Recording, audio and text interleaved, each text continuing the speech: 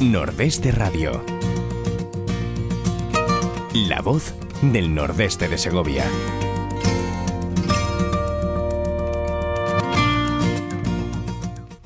Amigos, muy buenos días, bienvenidos a Nordeste Radio. Habrán visto que ha entrado la primavera con fuerza, ¿eh? Joder, qué día hace de frío. Madre mía. Ha entrado arrasando la primavera, sí. Estamos aquí todos helados. Vicky, buenos días. Hola, buenos días. Mariano Montero, buenos días. Hola, buenos días. Hace fresquito, ¿eh? Sí, frío. No hay nada como una buena primavera. Sí. Joder. No, pero estamos acostumbrados. Esto ya he hablado yo con unos albañiles ahí que ya están jubilados. Y dice, esto es lo de todos los años. Sí, pues a ver si este año puede haber cambiado un poquito, porque madre mía, qué rasca tenemos. De todas formas, yo creo que mañana el tiempo respetará la concentración de charangas. Será interesante, porque mañana con la que es montada, luego comentaremos lo de la asociación de charangas, lo que es mañana y todo lo que van a hacer. Hoy, si queréis, queremos contarles de muchas cosas. Dentro de la agenda cultural tenemos una cosa para el 16 de abril en Soria que no se pueden perder, ya verán ustedes. Es el sábado que hay entre Viernes Santo y tal. Ya verán. Píntate el toto. Bueno, luego se lo cuento.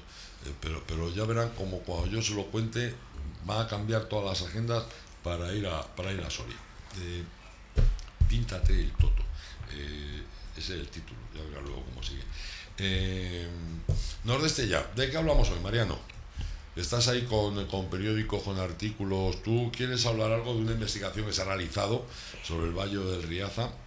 Sí, de la invasión musulmana a principios del 8 hasta el siglo XII, y no estás muy de acuerdo en lo que están contando. Yo estoy de acuerdo que todo que se escriba, y desearle a Iván que venda muchísimos libros. Es gente que está preocupada por el Nordeste, y yo pues felicitarle, y que haya vendido 70 libros como vende aquí, que venda miles, porque eso es señal que hay inquietud por el tema que ha tratado.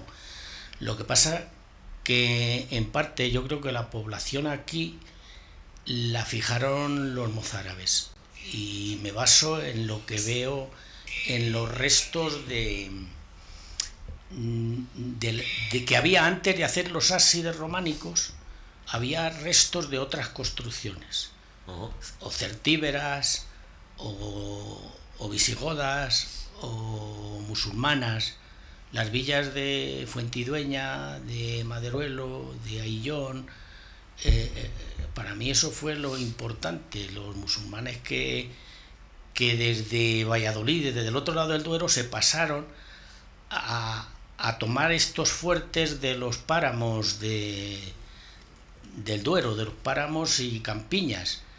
Y entonces los mozárabes pasaron a labrar las tierras y les dejaban, porque no eran de nadie. Una vez que los musulmanes arrasaron hasta el norte, las tierras, a medida que las iban tomando, no tenían propiedad prácticamente. La iglesia se cogió, los monjes, los mejores valles, los mejores sitios para hacer los conventos, y luego los nobles, y como el Álvaro de Luna o Alburquerque en Cuéllar, se pelearon por cogerse las tierras y controlar a los campesinos, que era el resto de la ciudad que quedaba, y que formaron la población de aquí.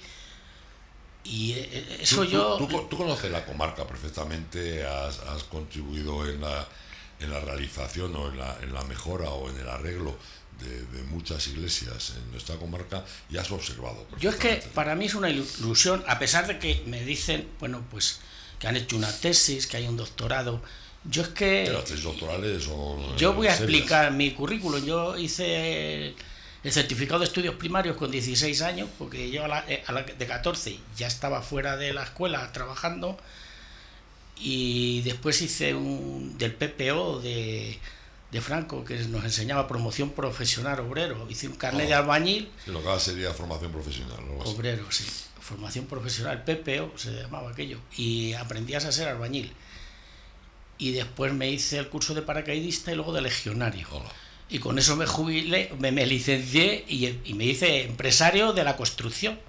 Y bueno, ilusionado por las obras históricas, por patrimonio, porque luego cuando ya me jubiló tenía para tenía la K7D para construir hasta 1,5 millones de euros en obra de estas de cultura, de patrimonio. Y esa ha sido mi historia. Y yo a lo mejor, pues cuando te enfrentas a dialogar con uno que ha hecho una carrera de arqueólogo o estas carreras, dice, pues es que ¿quién es? Pues no soy nada más que un ilusionista de que haya surgido esta explosión de iglesias románicas. Tiene que haber una situación excepcional. Para mí eran los visigodos, ya eran cristianos. Los romanos desde el siglo III aceptaron el cristianismo. Entonces había ya una conciencia cristiana en toda la península ibérica. ¿Qué pasa? Que entran los musulmanes con Mahoma, con otra religión, que no la aceptan y les someten a esa religión. Pero cuando se agregan a los reinos cristianos, les aceptan. Es mano de obra barata. O sea, y se pueblan todos estos pueblos, yo creo que son de mozárabes que se juntan a los reinos cristianos y hacen los pueblos y les facilitan hacer los ábsides de las iglesias románicas. Y claro, es que es tan importante todo esto en la historia de España que dices, ¿cómo es posible que hayan explotado tantas iglesias?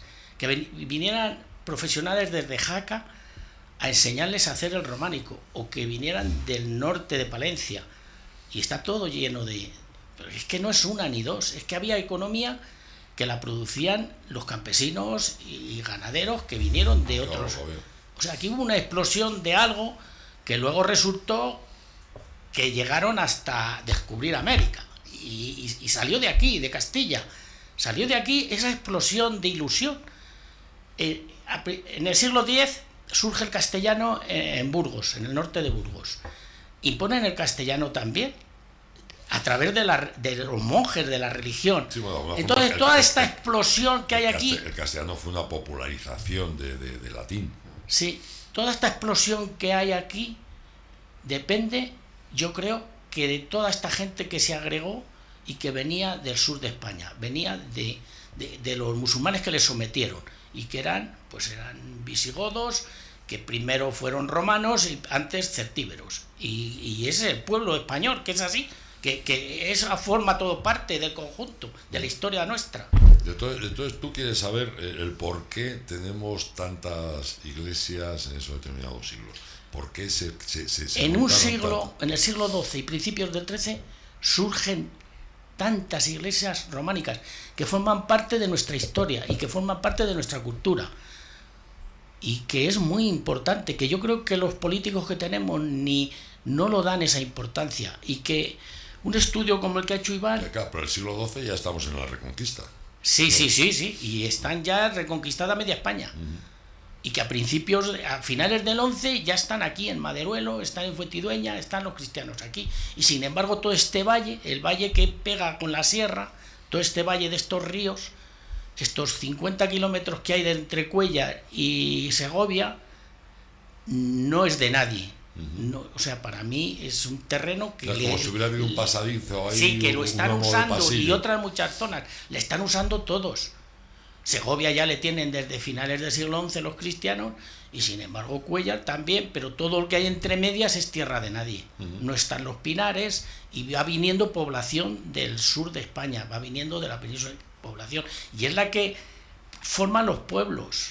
Por aquel entonces la población que había en España era muy pequeñita. Sí, y en la Alta Edad Media, cuando Álvaro de Luna, el conde Alburquerque, todos estos se pelean por el resto de las tierras. Primero lo cogen las órdenes religiosas, que cogen los mejores sitios, en los valles, tú fíjate todas las Vegas, por la ribera del Duero y por ahí hay unos conventos que están en lo mejor. Y a continuación los marqueses, los condes cogen el resto, y los campesinos tienen que ya esclavizarse a trabajar y pagar rentas, porque eso ha llegado hasta mis días. Mi padre y mi abuelo pagaban las rentas en Madrid, que eran los descendientes de los nobles, se fueron a vivir a las ciudades, y las hemos terminado de comprar. Pues mi padre, cuando yo he trabajado para ahorrar dinero para comprar las tierras, y esa es nuestra historia, yo la veo así. Bueno, de alguna forma es otra forma distinta de estudiar la historia, pero que no desmerece en nada con la realidad. Además estamos organizando un plan de ir a ver sitios, grabar historias y contar lo que estamos viendo. Sí, porque de alguna forma lo que está escrito, todos los documentos que hay, siempre se han escrito en función de los propios intereses de quien los escribía. Y aparte luego existían las interpretaciones, dependiendo de cómo y quién se contaba la historia de una manera o de otra. No, y luego además entender que los temas de los movimientos sociales son distintos. Me explico, por aquel entonces la gente no pertenecía a un lugar, sino pertenecía a un señor. Exacto. Que son situaciones totalmente distintas. Y de alguna forma, bueno, pues es otra forma de ver sobre el terreno. Reescribir parte de la historia que no está escrita, no reescribir, escribir en función de los restos que nos han quedado. Y que Mariano conoce perfectamente. Está claro, mira, tú llegas a un pueblo, por ejemplo, en Ayllón hay las, no sé cómo lo llamaban, que marcaban los visigodos o los certas, los cementerios, y los marcaban con unas estelas que están puestas en algunas iglesias. El ladrillo árabe, que no tiene que ver nada con el que luego hicieron los mudéjares y la forma de colocarlo, está en muchos sitios.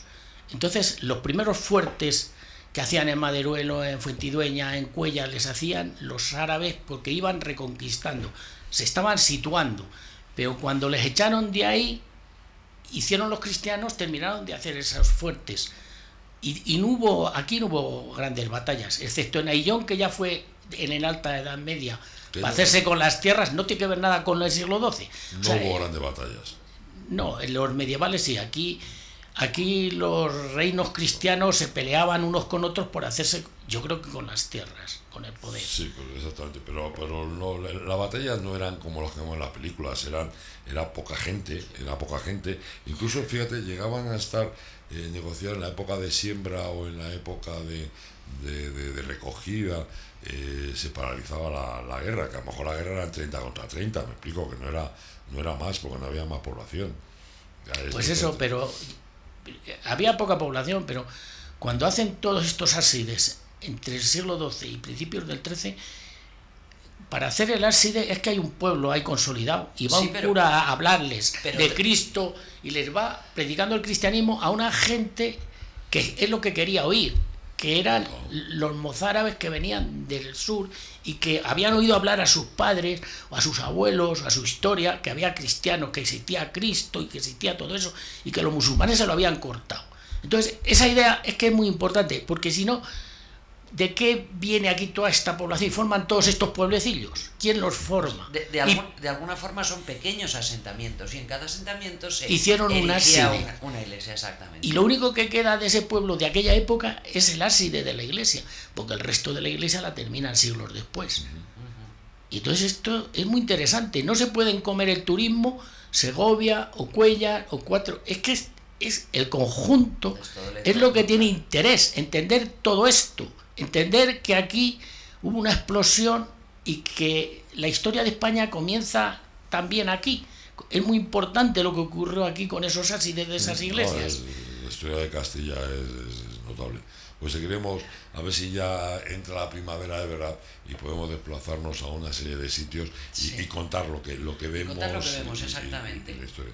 Pues seguiremos con ello, ¿eh? Yo os agradezco, porque bueno, yo qué sé, es una ilusión, hablas de lo que siempre me ha inquietado, hablar de esto, porque he llegado a conclusiones que nadie me ha explicado. Este hombre ha hecho una tesis, Iván, ha hecho una tesis y tal, y quizá no te aclara nada, dice cosas, pero no te aclara decir, ¿y por qué a esta explosión de iglesias románicas aquí? ¿Por qué la hay?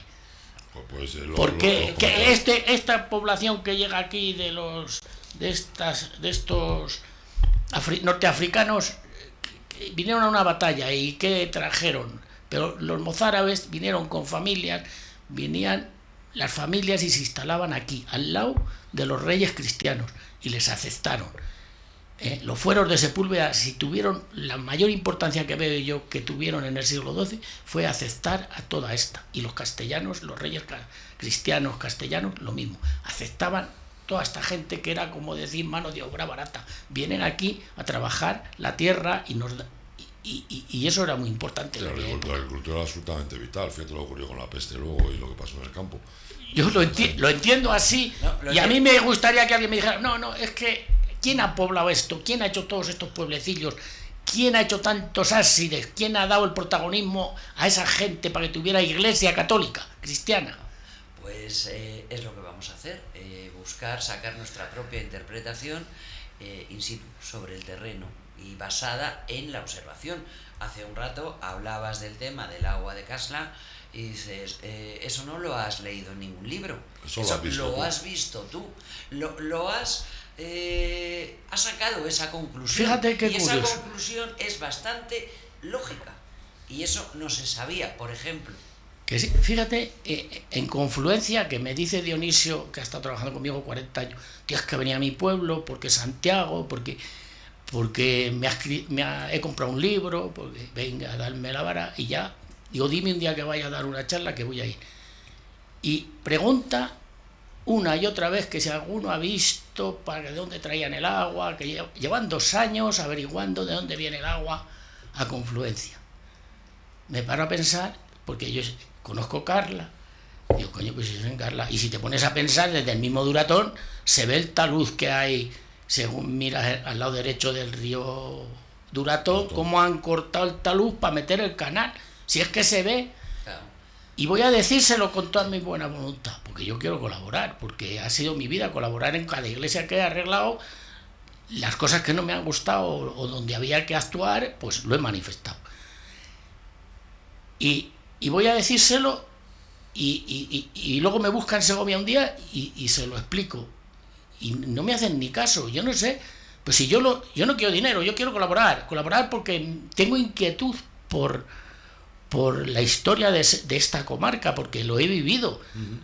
Yo en la provincia de Segovia, es que la he pateado toda la provincia, y es impresionante lo que se aprende a través de las iglesias, porque es donde está nuestra cultura. Quizá los primeros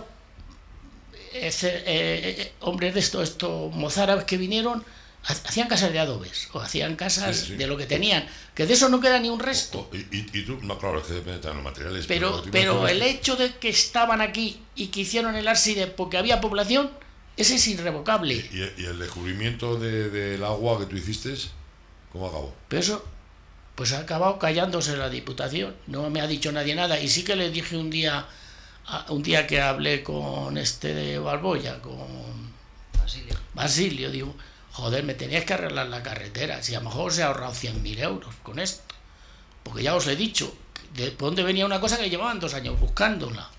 ¿O no vale dinero eso? Además yo he visto, encima te ignoran y ya está. Además yo he visto mapas dibujados por ti. Sí, y es por ahí, es que no puede ser por otro sitio.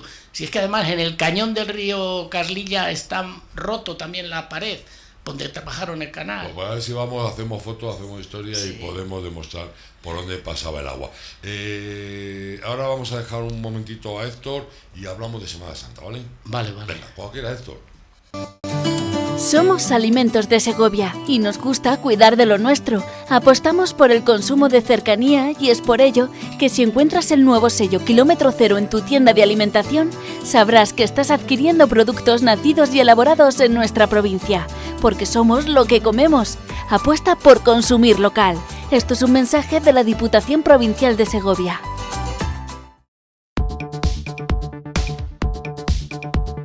¿Necesitas ayuda para diseñar o llevar tu página web, cartelería o redes sociales? ¿Quieres pasar tu negocio al mundo online y no sabes cómo? En Radio Argo y Más podemos ayudarte. No dudes en ponerte en contacto con nosotros al 671 091 098. Tenemos tu solución.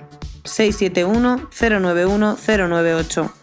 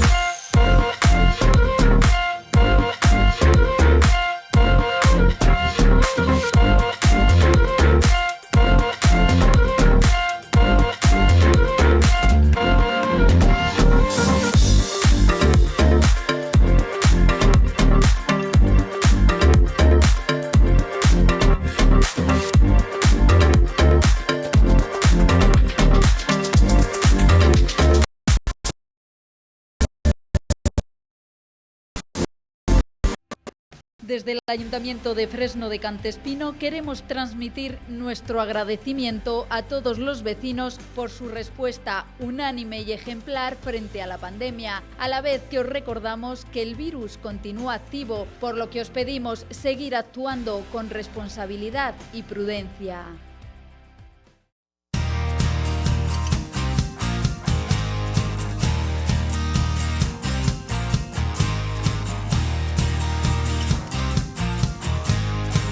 Apuesto por el comercio de cercanía. Apuesto por los productos de nuestra provincia.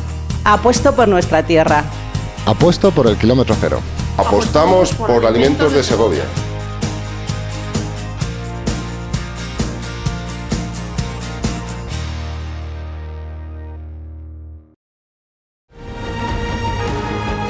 Riaza es patrimonio. Es cultura. Es gastronomía. Es deporte, es naturaleza. Riaza es vida. Ven y disfrútala. Riaza, el pueblo más sano. Bueno, ahí seguimos. Tenemos la Semana Santa que da la vuelta de la esquina. Luego lo hablaremos de un poco de pero ahora queremos hablar de la Semana Santa, de los orígenes. Nos vamos mucho tiempo para atrás y cómo ocurre esto, sobre todo en las procesiones. Exactamente, de alguna forma las costumbres que se han ido adquiriendo con el tiempo, el cómo comienzan a venerarse las imágenes. Es que hay tanta historia por ahí que contar.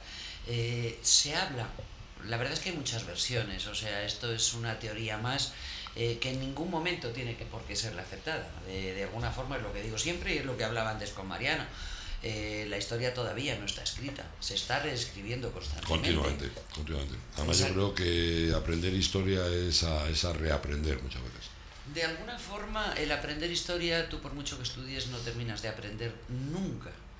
Lo que sí es cierto es que te entra el gusanillo de investigar y de ir descubriendo cosas, y cada uno a su manera pues hace sus propios descubrimientos. Algo que te apasiona a ti, investigar. Sí, porque tú ves cosas que están escritas y claro, es lo que hablamos siempre, no dejan de ser puras interpretaciones de aquella persona que lo escribe. Claro, lo que hablamos, incluso, que tú tienes un legajo del siglo XIII y es auténtico, pero no lo que dice ahí no tiene por qué ser auténtico, me explico. Primero, el hombre ha mentido desde que nació. El papel sostiene todo lo que escribas. Sí, pero primero, la persona que lo escribió contaba su propia interpretación y su propia versión. Sí.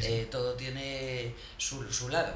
Depende, la única forma de poder juzgar es conocer absolutamente todo, y eso es prácticamente imposible. Entonces tiramos de lo que está escrito, pero claro, nos encontramos primero que lo que está escrito puede ser o no ser cierto, es una forma de verlo, y por otro lado normalmente interpretamos todo aquello que está escrito con nuestra visión de hoy, que no tiene absolutamente nada que ver con la mentalidad que había cuando se escribieron aquellas cosas. Vamos a hablar un poco de la...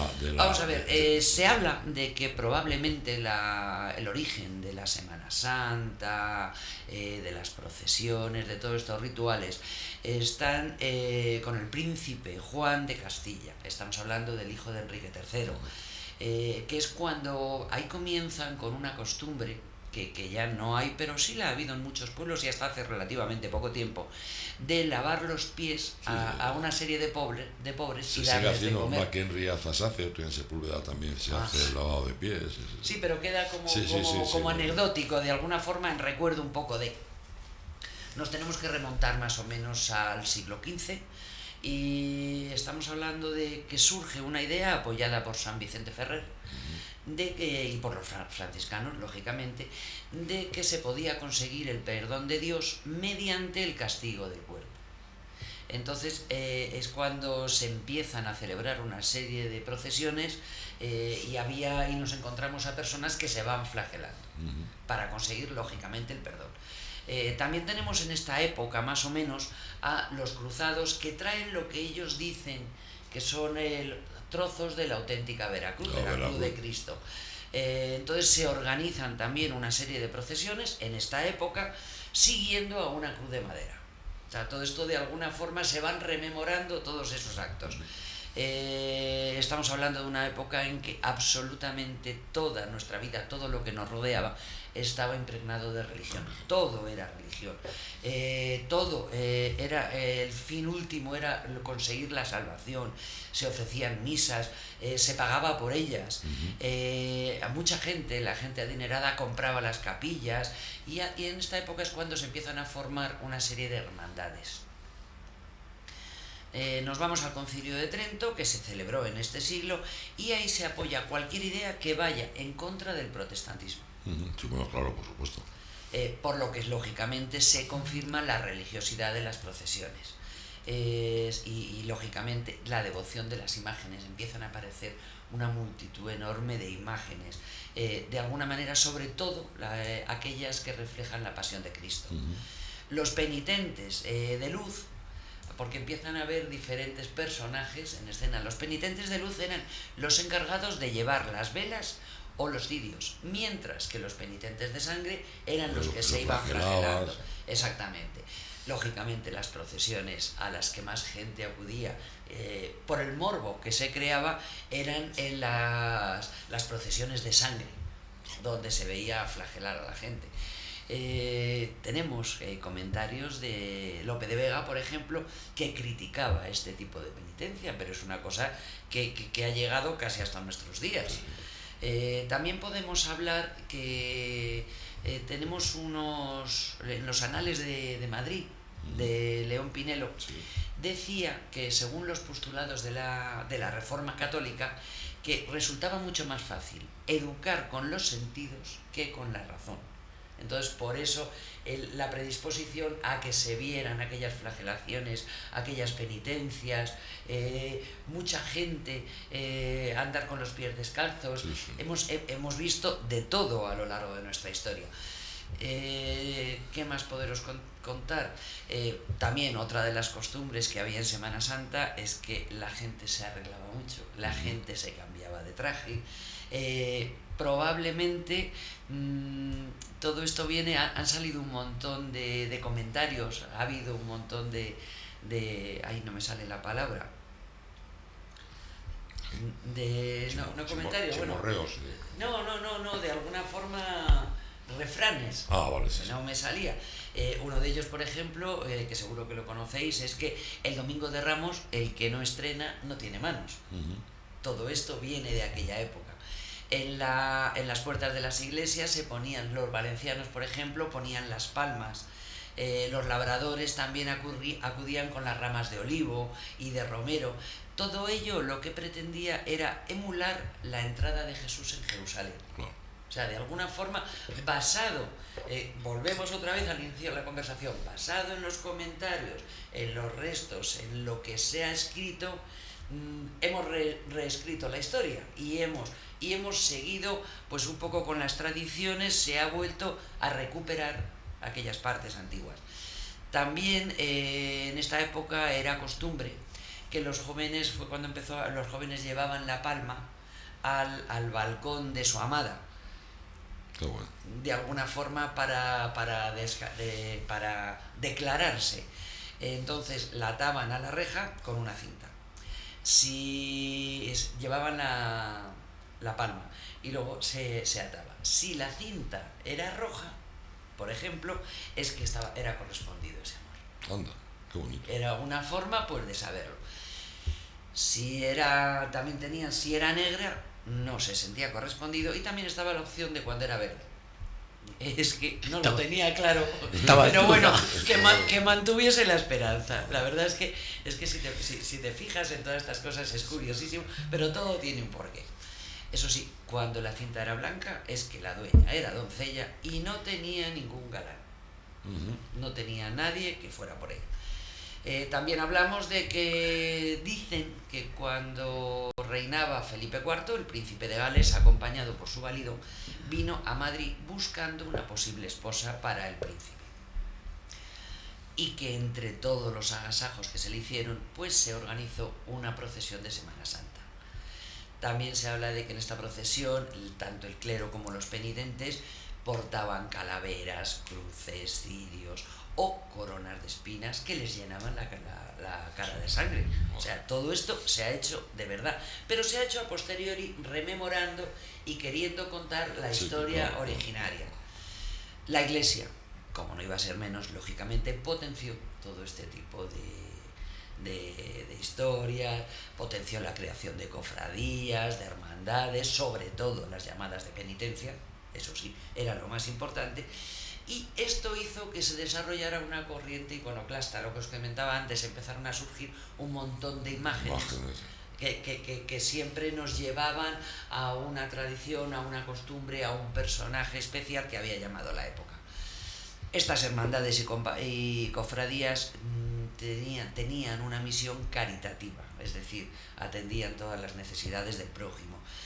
También consideraban como suya la obligación de ayudar a todo aquel que necesitara algo espiritual, ¿no?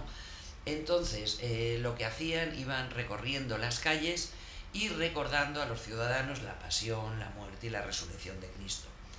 Casi siempre se hacía esto al anochecer o en noche cerrada, que era la hora más propicia para mantener ese ambiente tan espiritual. Además, que por le aquel querían dar. entonces los recorridos de las procesiones, Vicky, te pregunto, los recorridos de las procesiones eran dependiendo de dónde estaban los reyes, pues no estaban siempre hospedados en el mismo sitio. Entonces, depende de dónde estuvieran los reyes, así hacían la procesión para luego terminar siempre en el alojamiento real. Claro, concretamente en Madrid, pues todas las procesiones que había terminaban en el Alcázar, que era donde estaban en aquel momento los reyes. El Alcázar, que es donde ahora ocupa el Palacio Real, antes que se quemara el Alcázar. El Alcázar que se quemó. Esa es una historia que deberíamos contar un día porque es muy La curiosa. del incendio del Alcázar, pues la contaremos. Para empezar, porque yo estoy convencida de que más del 90% de todas las obras que dicen que se quemaron no se quemaron. Salieron antes, porque ese incendio fue provocado. Hombre, oficialmente no se dice. Tuvimos una suerte de que al rey no le gustaba para nada el Alcázar, se fue al Palacio del Buen Retiro y muchas obras se trasladaron al Palacio del Buen Retiro. Sí, un día hablaremos del incendio del Alcázar porque es muy interesante. Y muchas otras obras desaparecieron porque como fue intencionado, se presume que fue intencionado. Sí. Si viera la cantidad de cosas que hay por ahí que no se sabe o no se quiere saber, porque muchas veces que no interesa. Luego voy a hablar de un aparatejo que también tiene mucho que ver con la Semana Santa y que nosotros tenemos una muestra en casa. Ya se lo voy a contar. Una tradición también era que el miércoles santo iban a pasear cerca de las iglesias o de los cementerios y las mujeres recibían un regalo por parte de los mozos, que era una carraca.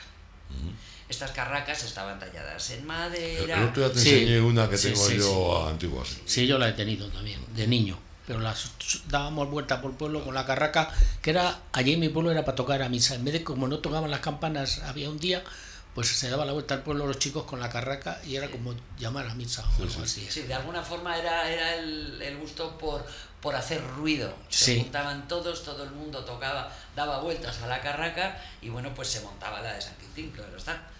También en las puertas de las iglesias se instalaban vendedores ambulantes que hacían el agosto, lógicamente, vendían comestibles, vendían vino.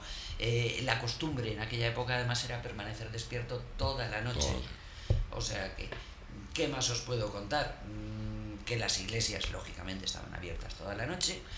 Y todo esto era la noche del miércoles. Llegamos al jueves, que el jueves era un día de silencio, de recogimiento, no se podía andar por las calles, solo estaba permitido el uso de unas sillas de mano de tracción humana, no se atrevía nadie a vulnerar. Tapaban los santos, ¿no? Estaban tapados los santos. Absolutamente todo. Las mujeres pasaban todo el día en la iglesia y los hombres se unían a partir de las 10 de la noche. Ahí no se sabía dónde estaban durante el día. Tampoco vamos a preguntarlo. Y iban de templo en templo hasta el amanecer. De alguna forma esa costumbre también se sigue manteniendo, de visitar todas las iglesias.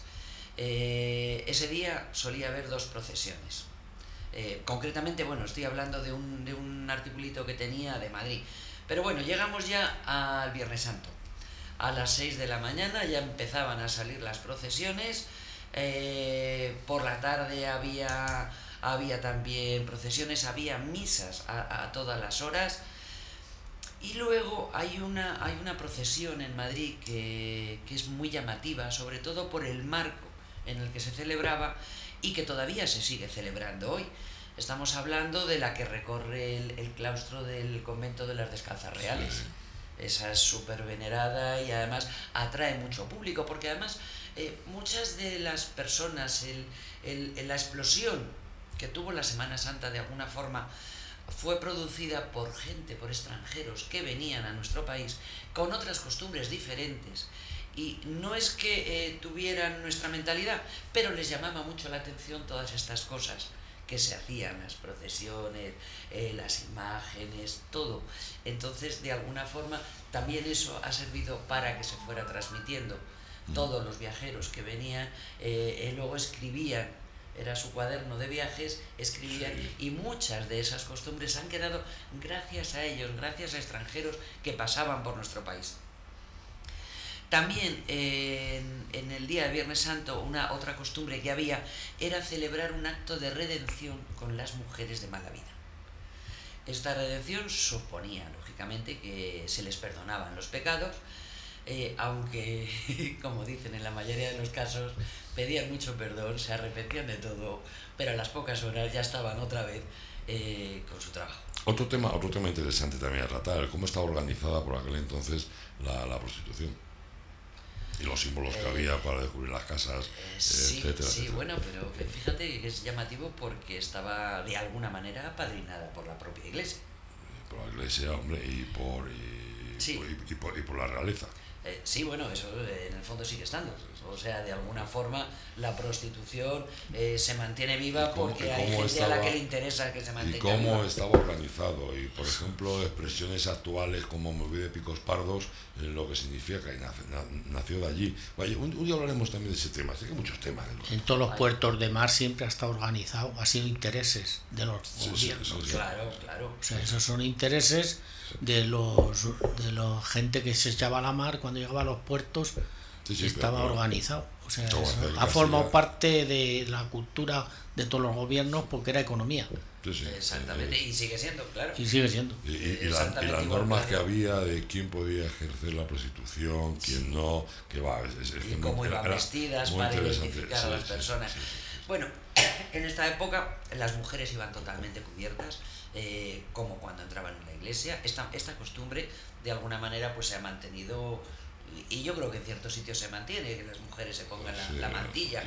Los hombres vestían totalmente de negro y utilizaban una caperuza puntiaguda, que de alguna forma es lo anterior a los actuales capirotes, exactamente. Lógicamente la Semana Santa finalizaba con la procesión que se celebraba el Domingo de Resurrección. En ella ya aparecía una imagen de Jesús, el Cristo resucitado, y un muñeco de trapo vestido con colores muy llamativos. A este muñeco la gente que iba a las procesiones le apedreaba, le insultaba, lógicamente os podéis imaginar que representaba a Judas. Exactamente. Y este muñeco, cuando la procesión llegaba al centro de la población, concretamente en Madrid era la Plaza Mayor, pues lo que hacían allí era quemarlo. ¿Qué más queréis? ¿Qué más? Pues vamos a ir terminando, Cuéntanos porque vamos sin tiempo. Podemos seguir aquí, que hay tantas cosas. Pues cuéntanos algo más así llamativo, si te parece, y ya acabamos porque tenemos más cosas. Yo creo que la Iglesia siempre ha procurado despertar sentimientos a través de la religión, tanto positivos como otras veces más negativos. Pero es que la gente tuviera sentimientos. Por mi pueblo iba por esos pueblos un predicador de Valladolid, pues que era una maravilla oírle, porque, bueno, era una maravilla porque te hacía responsable, yo me acuerdo de niño, de que Jesús murió por nosotros, por nuestros pecados, y te machacaba la cabeza diciendo que eras tú, te despertaba los sentimientos de culpabilidad. Y siempre la Iglesia, por un lado, o por luego la música también de las iglesias, estas góticas, con esos cristales que entra la luz, con un órgano, te despierta sentimientos y te atrae. Es una atracción, los sentimientos te atraen. Y está pensado y está estudiado, no sé si en bien o en mal, yo creo que en bien, porque si no tampoco, o sea, que ha colaborado a la cultura, y eso es un hecho, y ahí está. Pero te ha despertado siempre sentimientos. Esa ha sido su estrategia de siempre. Claro, está claro. Y además tú fíjate la adaptación de la religión a la sociedad, que eso también no es el mismo rey, perdón, no es el mismo Dios, el de la Edad Media, que era un Dios vengativo, un Dios que exigía dolor, exigía historias, al Dios de actual, que ya es un Dios mucho más benevolente.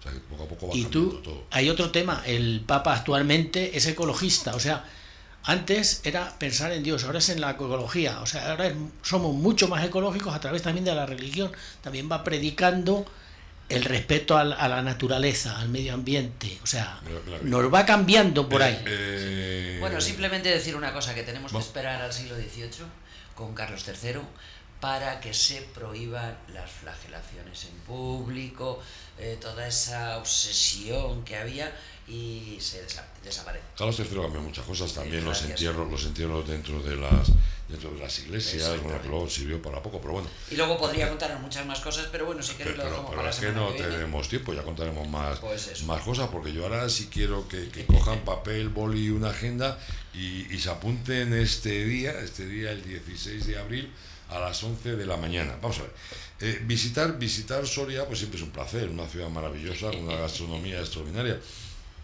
Pero si a esto le añadimos que el día 16 de abril a las 11 de la mañana, dentro del segundo ciclo de encuentros con el feminismo, se va a organizar un taller que se llama, vamos a ver, Píntate el Toto.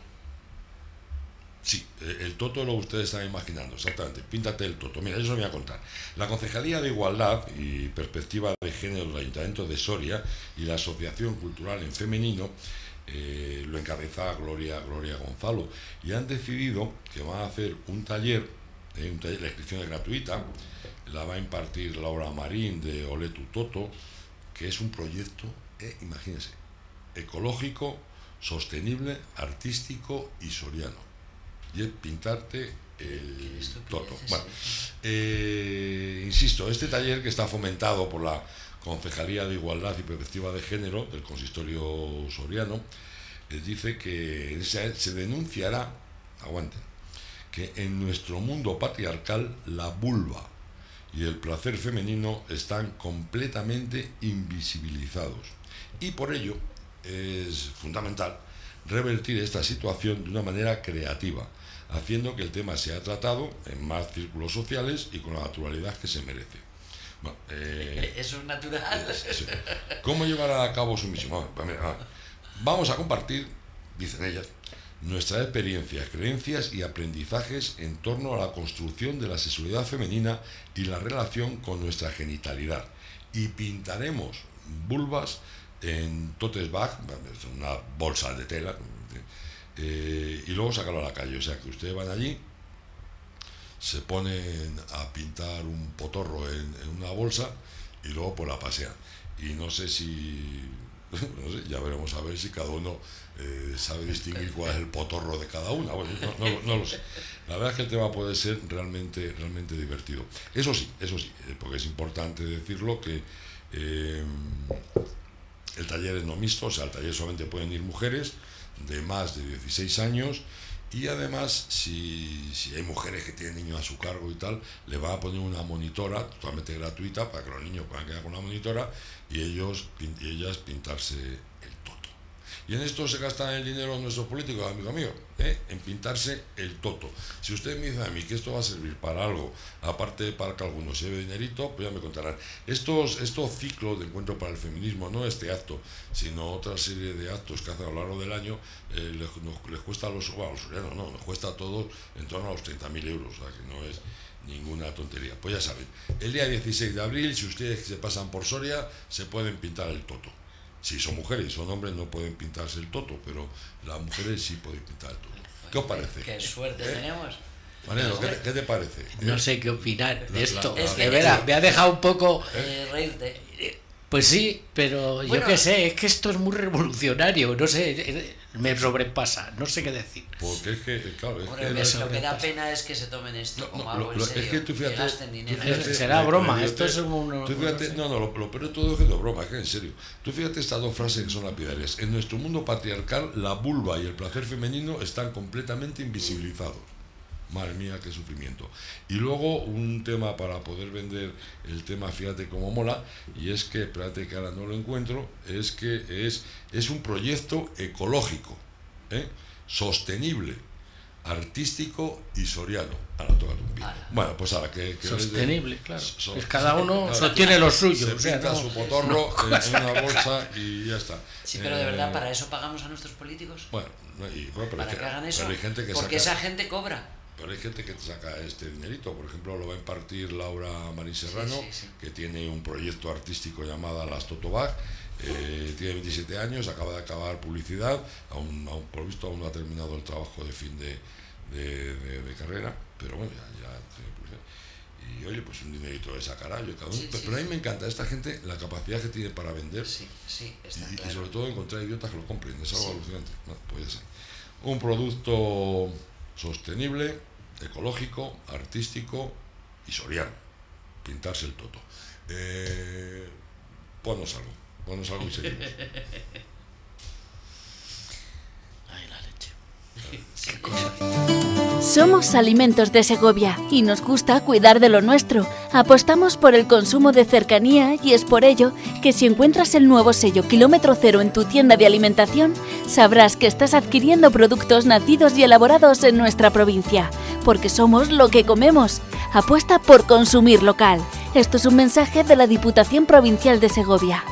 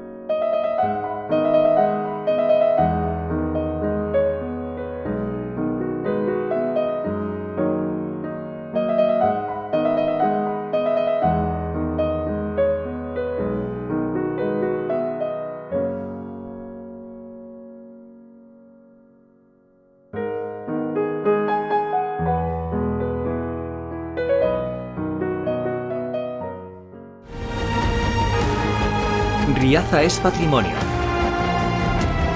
es cultura, es gastronomía, es deporte, es naturaleza.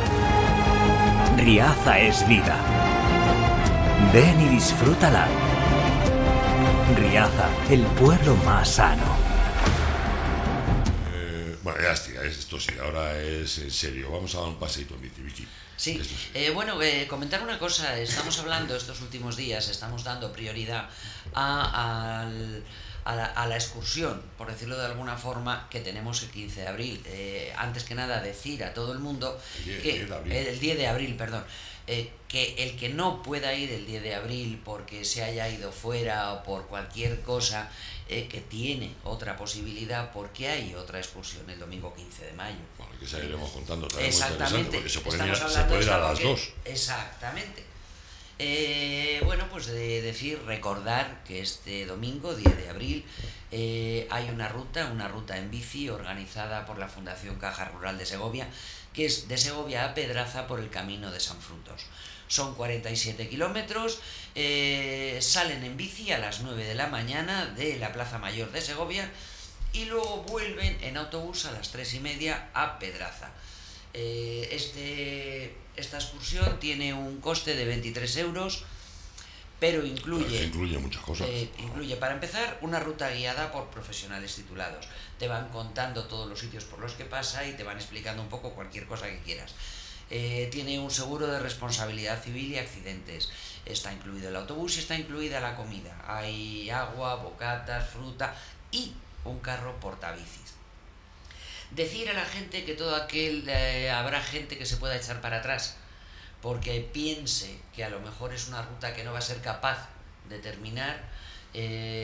Pues existe la posibilidad de que les alquilen una bicicleta eléctrica. Simplemente enviando un correo a angel@naturcletalagranja.com pueden acceder a una bicicleta eléctrica, con lo cual sería bastante más llevadero. Cualquier cosa siempre la página de la Fundación Caja Rural. Ahí es donde se inscriben, ahí es donde tienen absolutamente toda la información. El itinerario es maravilloso, pasa por unas poblaciones preciosas. Estamos hablando de Zamarramala, La Lastrilla, Espirdo, Santo Domingo de Pirón, Pelayos de la Presa, Tizneros, Santiuste de Pedraza, el Valle de San Pedro y acaban, pues, ¿qué les voy a contar de Pedraza? Como hayamos dicho, cualquier información, inscribirse todo en la página de la Fundación Caja Rural de Segovia. Y ya de paso simplemente comentar, hacer una pequeña mención a la siguiente, que está prevista para el domingo 15 de mayo, que es una ruta que nos pilla mucho más cerca a nosotros. Estamos hablando de Ayllón, Pueblos Rojos y Negros. Se sale también de la Plaza de Toros de Segovia y se llega a la Plaza Mayor de Ayllón. Aquí tenemos Ayllón, Valvieja. Eso es en bus. La vuelta sí, la vuelta. No, pero la ida, el comienzo de la ruta es en bicicleta.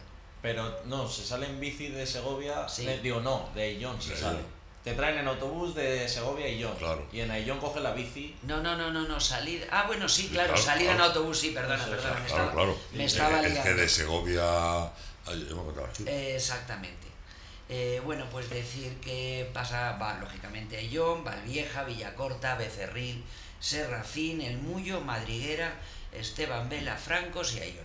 Qué bien. Pues lo comentaremos, pues eso será para el día 15, ¿no? Exactamente, para el 15 de mayo. Pues lo contaremos.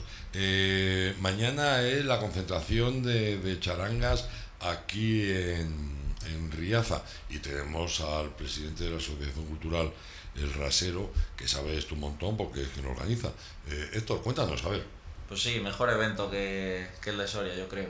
Sí, ¿no? Sin ayuda de ministerios y sin comisiones de por medio. O sea, que tú te vas a ir a pintar el toto. Nada, ni me van a dar comisión por ser hermano de nadie, ni nada. Aquí, no le dejarían porque es chico.